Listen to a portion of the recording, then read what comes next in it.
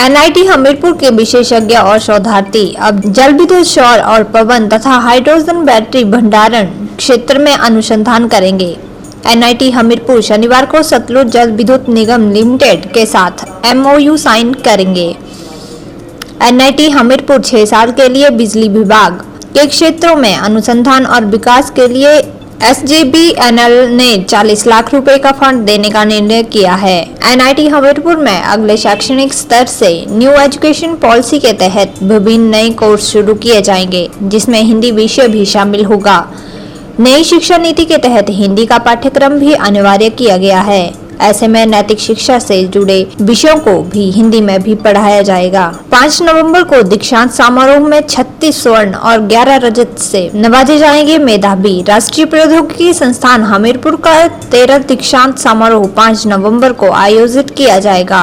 इस पर विद्युत निगम लिमिटेड के अध्यक्ष एवं प्रबंध निदेशक माननीय श्री नंद्रा शर्मा भी मुख्य अतिथि होंगे तथा सरदार पटेल विश्वविद्यालय मंडी हिमाचल प्रदेश के कुलपति प्रोफेसर देवदत्त शर्मा वरिष्ठ अतिथि होंगे। शिक्षा पूर्ण करने वाले कुल 1172 मेधावियों को उपाधियां प्रदान की जाएंगी। इनमें 28 पीएचडी, 44 वेब बोर्ड के अन्य सदस्यों और सीनेटरों के साथ समारोह की अध्यक्षता करेंगे। इस दीक्षांत समारोह में वर्ष 2022 पैरा स्नातक तथा 703 सालक की उपाधियां शामिल हैं। इस अवसर पर संस्थान द्वारा मेधावी छात्रों को उसकी शैक्षणिक उपलब्धियों के लिए 36 स्वर्ण पदक, 11 रजत पदक और 11 कांस्य पदक प्रदान किए जाएंगे तथा सिविल इंजीनियरिंग की छात्रा सुश्री आख्या राग को उनकी उपलब्धियों के लिए वर्ष 2022 की सर्वश्रेष्ठ ऑलराउंडर छात्रा के रूप में निदेशक पदक से सम्मानित किया जाएगा।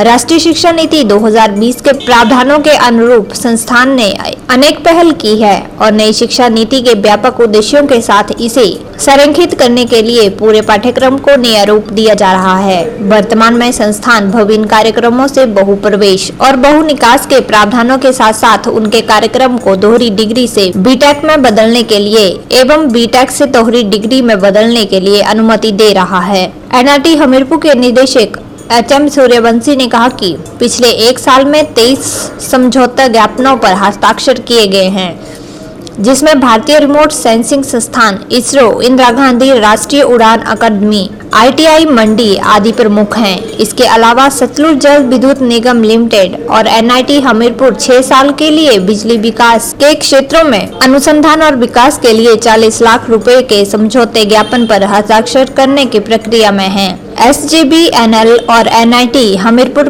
प्रशिक्षण और विकास गतिविधियों में भी सहयोग करेंगे। संस्थान प्रशिक्षण और प्लेसमेंट सेल ने वर्ष 2021 और 2022 में महामारी की चुनौतियों के बावजूद समग्र प्लेसमेंट इंडेक्स लगभग 85% था। एनआईटी हमीरपुर के 7 छात्रों ने ब्लूमबर्ग, अमेजन, मेटा आदि जैसे प्रतिष्ठित संगठनों में 1 करोड़ से अधिक का पैकेज हासिल किया है। जुलाई 2022 से शुरू वर्तमान प्लेसमेंट सत्र के लिए संस्थान प्रशिक्षण और प्लेसमेंट सेल ने पहले 3 महीनों में ही लगभग 60 कंपनियों की मेजबानी की है और 40% से अधिक छात्रों का चयन हो चुका है। खास ऐसे होगी कि कुछ एडवांस कोर्सेज भी स्टार्ट होने की ये है और जो न्यू एजुकेशन पॉलिसी में है उसमें हमें कुछ मेन जो है प्रैक्टिकल ओरिएंटेड टीचिंग ज़्यादा लेना है और कुछ सब्जेक्ट हमें कुछ हिंदी का भी प्रमोट करना है इसमें, क्योंकि हिंदी हमारी राष्ट्रभाषा है, उसे भी प्रमोट करना है, वो भी एक डालना है। और बच्चों के लिए इथिक जो है वो भी ऐड करना है इसमें। और न्यू एजुकेशन पॉलिसी लगभग हमारा तैयार हो गया है और नेक्स्ट बैच से हम उसे चालू करने वाले हैं। डिपार्टमेंट में चालू होगा, कोई भी डिपार्टमेंट नहीं रहेगा, हर डिपार्टमेंट चालू होगा पूरा at a time. First year से स्टार्ट होगा। इथिक के रहेंगे, प्रैक्टिकल ओरिएंटेशन रहेंगे। फर्स्ट ईयर का पूरा रिवैम्प होगा, पूरा सिस्टम फर्स्ट ईयर से फाइनल तक पूरे रिवैम्प होंगे हर सब्जेक्ट।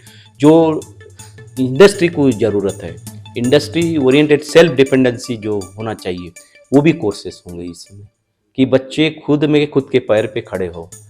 जब जॉब नहीं मिलेगा, फ्यूचर में हो सकता है कभी जॉब ना मिले, तो इसके लिए भी बच्चों ने तैयार होना चाहिए। ऐसे सब्जेक्ट सभी रहेंगे, प्रैक्टिकल ओरिएंटेड रहेंगे, इंडस्ट्रियल ट्रेनिंग रहेंगे। उसके लिए हमारा ये भी चालू है, इसीलिए हमने अभी इस साल इंडस्ट्री जो सतलज से है, CMD हमारे नंदलाल जी शर्मा जी, उनको बुलाया है, इसलिए वो भी कुछ मार्गदर्शन देंगे इसके ऊपर।